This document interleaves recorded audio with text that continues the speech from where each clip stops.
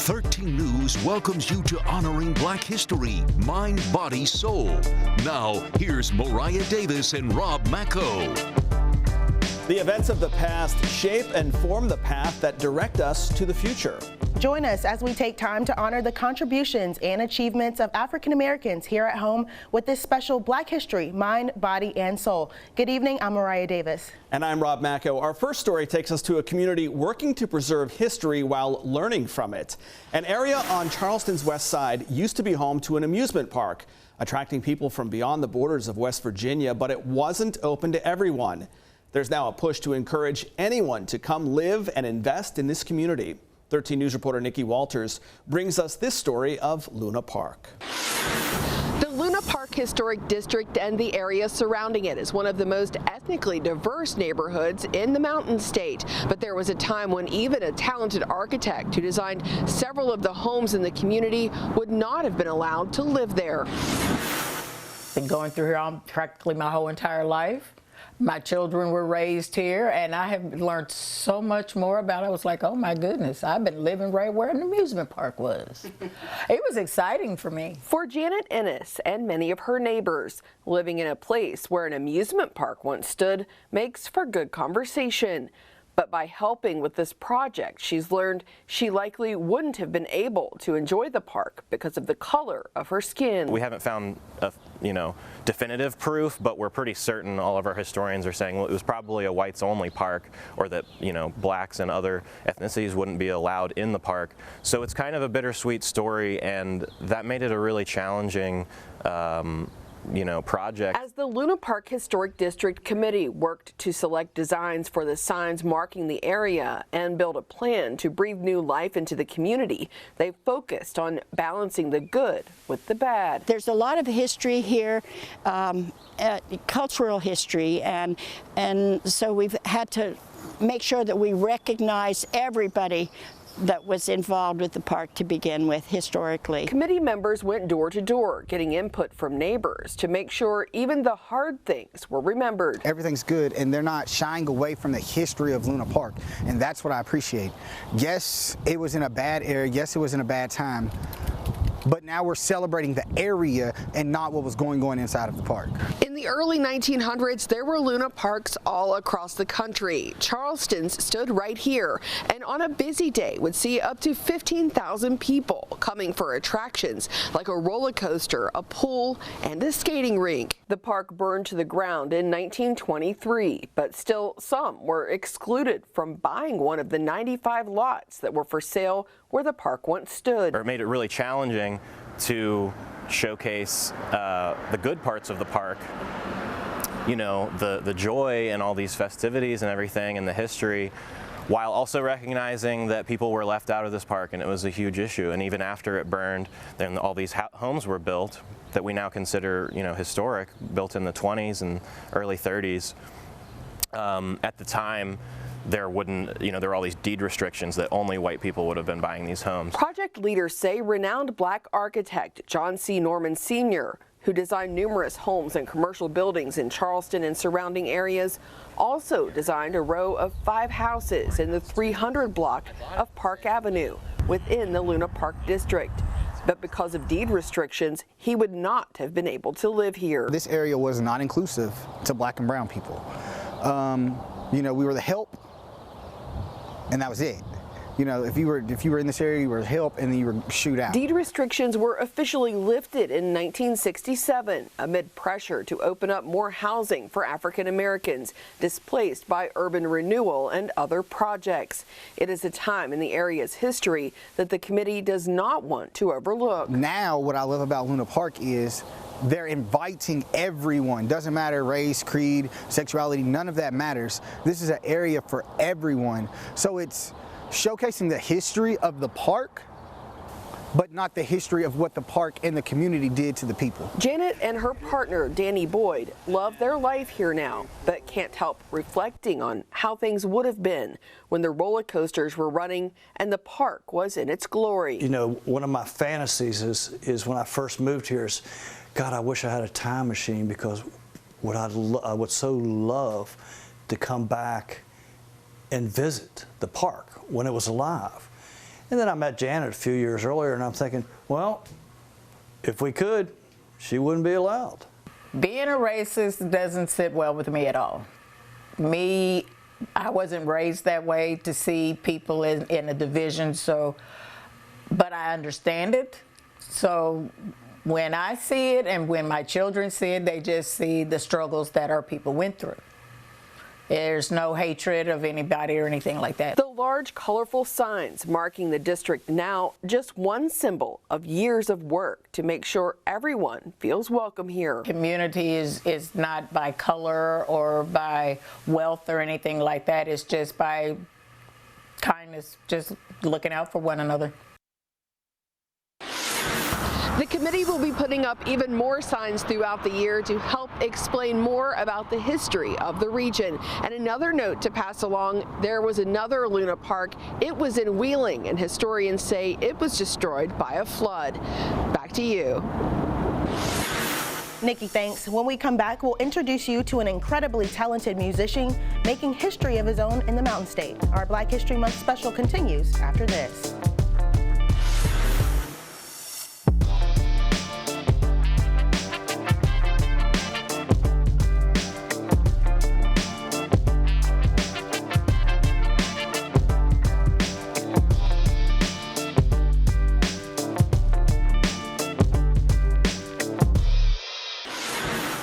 This month, we are honoring Black history, mind, body, and soul with the story of a Charleston musician who moved to West Virginia to attend college and stayed to pursue a career. Bob Thompson is one of the most well-known musicians in West Virginia, respected by fellow musicians and fans around the world. We spoke with him about his lifelong love of music. Anyone familiar with West Virginia's music scene knows Charleston jazz pianist Bob Thompson. Originally from Jamaica in Queens, New York, he's been playing in West Virginia for more than 50 years. I came to go to West Virginia State College, and then I kind of fell in love with this area and have been here off and on ever since. Since 1991, he's been the pianist and featured artist for West Virginia Public Broadcasting's nationally syndicated show Mountain Stage. Thompson has played all genres, from jazz to country to rock to blues. It's interesting. You never know till you show up what it's going to be, and that's what makes it fun. Some of his favorite musicians to play with during his career include the late jazz guitarist Larry Coryell, the late violinist John Blake, former Tonight Show music director and guitarist Kevin Eubanks, and drummer Omar Hakim. Larry Gross, the artistic director and former host of Mountain Stage.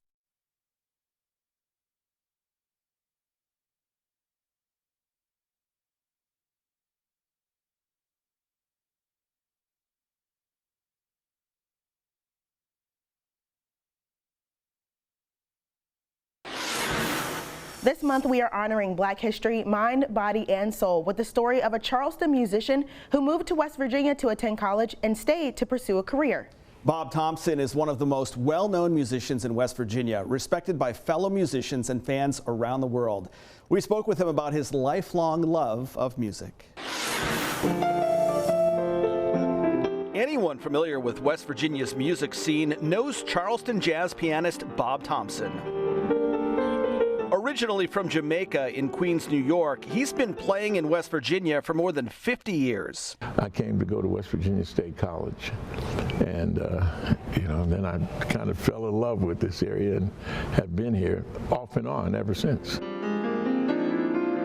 Since 1991, he's been the pianist and featured artist for West Virginia Public Broadcasting's nationally syndicated show Mountain Stage.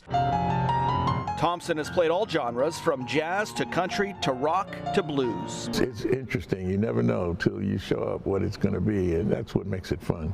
Some of his favorite musicians to play with during his career include the late jazz guitarist Larry Coryell, the late violinist John Blake, former Tonight Show music director and guitarist Kevin Eubanks, and drummer Omar Hakim.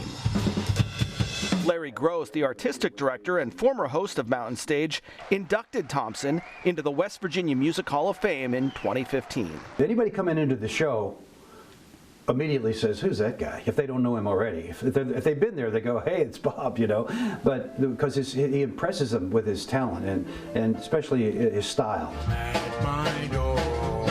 Thompson started out in music as a teenager as the bass singer in a doo-wop band called the Chanters. He played trumpet when he came to West Virginia State, but a jazz band he wanted to join needed a piano player. So I started fooling around with the piano, and then once I did that, then I found out the piano was my home. You know, it was the instruments that felt most natural to me. And the piano's been his instrument ever since. When it comes to the piano, Thompson says you never stop learning. During the pandemic, he played a lot of music and wrote a lot of music. And he has this advice for young, up-and-coming musicians. He says they should be prepared, learn about their instrument, and listen to music to hear what they like and what they don't like. Thompson says he learned this years ago when he took his music to the president of United Artists. He told me, my door is always open to you, but when you come back, bring something that if I want to put this music out, I have to have you. So it's being yourself and getting your person into the music that's important. Thompson got to be himself on the many albums he's released over the years. Bob will never grow old because he is constantly learning and constantly listening. Now, if you want to learn, you can learn from him, but he's going to learn from everybody. And he'll be the first to tell you that music is good for the soul. Music does do that, you know, it's food for the soul, and and we need that. We need that everywhere in our lives, and you know, I can't imagine life without music. Thompson says he was able to create opportunities to play music in West Virginia. In addition to his work with Mountain Stage, Thompson plays with his jazz band called the Bob Thompson Unit. He's also written music for a new album and plans to record it soon. And when we return from singing the blues to painting them, see how this artist is expressing herself with paint on a canvas with breathtaking colors, highlighting African American culture, as our special Black History Mind, Body, and Soul continues.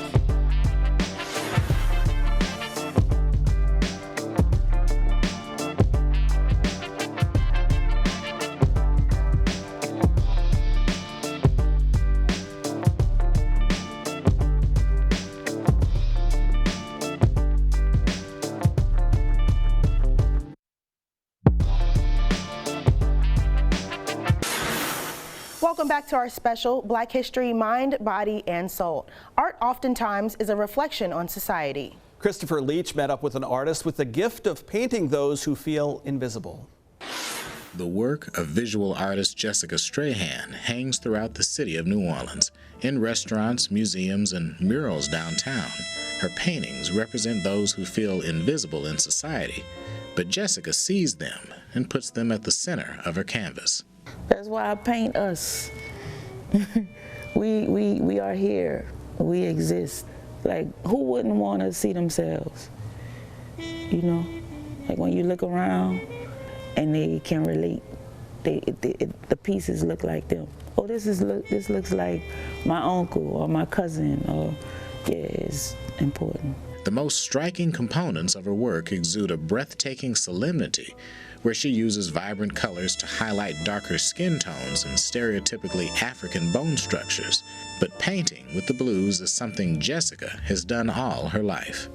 I went through a mixture of all type of feelings when I was younger, so I decided to paint about it. But when you in it and you're experiencing it, like almost being shot, like 14 years old, witnessing a murder, I don't know how I would have survived. When we return, understanding and appreciating African American culture through music, art, and fashion. How those in the Mountain State are fighting to protect self-expression and heritage.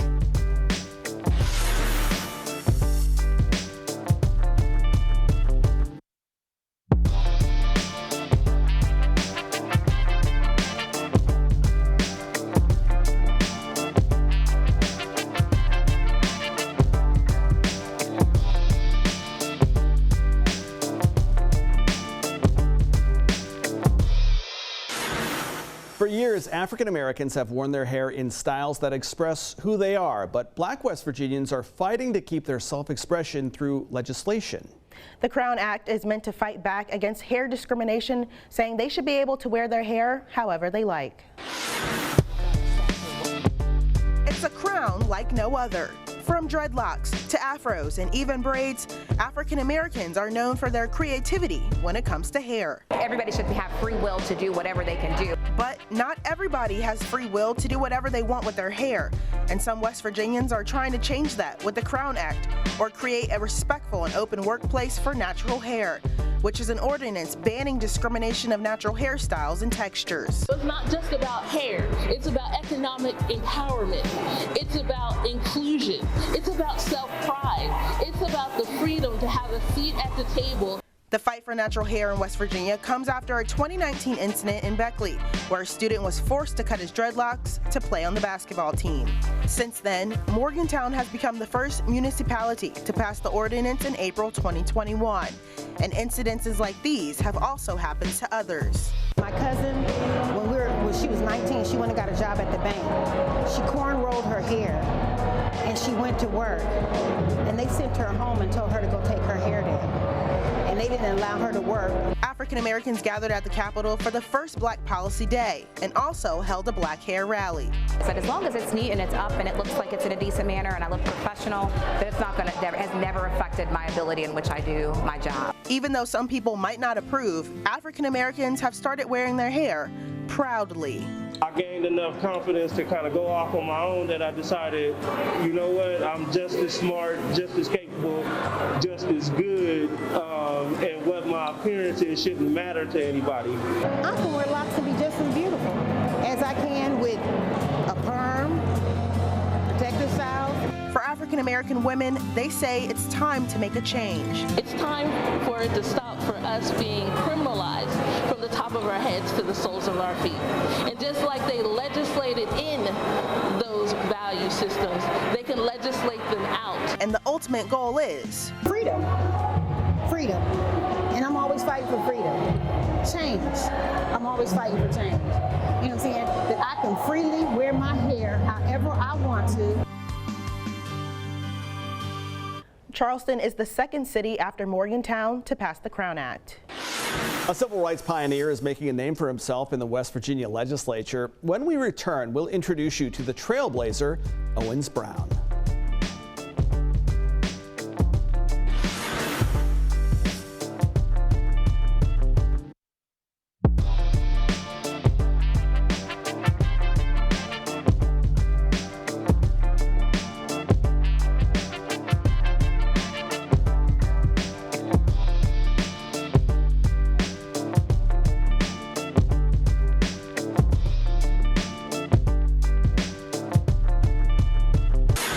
West Virginia is nearly 159 years old, but last year it did something for the first time ever. Yeah, an African-American man was selected to serve in the state Senate. 13 News chief political reporter Mark Curtis has more on Senator Owens Brown.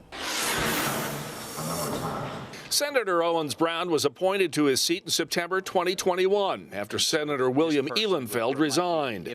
Brown was one of 3 Democrats under consideration and was on a conference call with Governor Jim Justice. I heard him say Owens Brown over the telephone, and I said, really? I really didn't believe that was happening that way, but it was really sort of exciting.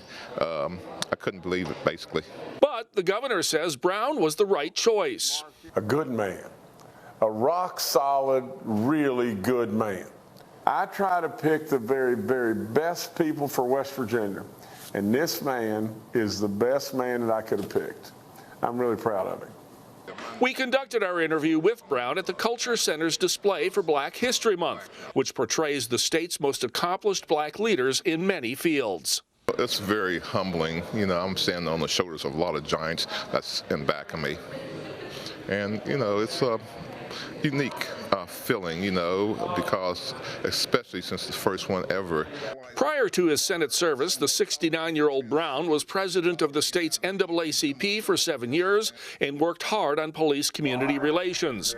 He also worked for years at the West Virginia Education Association and was involved in civic groups such as the AARP and the West Virginia Citizens Action Group and many others. His goal is to be a senator for all the Mountain State, especially on economic development. We need to rehabilitate the image of West Virginia and let the rest of the country know that West Virginia is a great place to live. And there's a lot to do in West Virginia, and we have good people in West Virginia. Former Senator Marie Redd was the first African-American woman in the state Senate from 1998 to 2002. Now, 20 years later, Brown is the first black man in that body. He hopes he inspires others. Well, it's so hard to access right now. I believe once it's over with, I will look back and feel very proud of what I've done, and maybe I've left a footprint for other people to follow in. At the monument to NASA legend Katherine Johnson at West Virginia State University, Owens Brown's name is chiseled on the plaque, a reflection of his long-lasting impact in the Mountain State. While Senator Brown was appointed to the Senate last year, he now wants to be elected to a full term. He'll have a primary opponent this May, and if he's successful there, it's on to the November election. Those really were some incredible stories, don't you think? Yeah, some fascinating stories about some incredible people. We learned a lot. Exactly, exactly. And we want to thank you for joining us for this Black History Special, Mind, Body, and Soul. And that concludes our special for this evening. From all of us here at WOWK, thanks for joining us, and have a good night.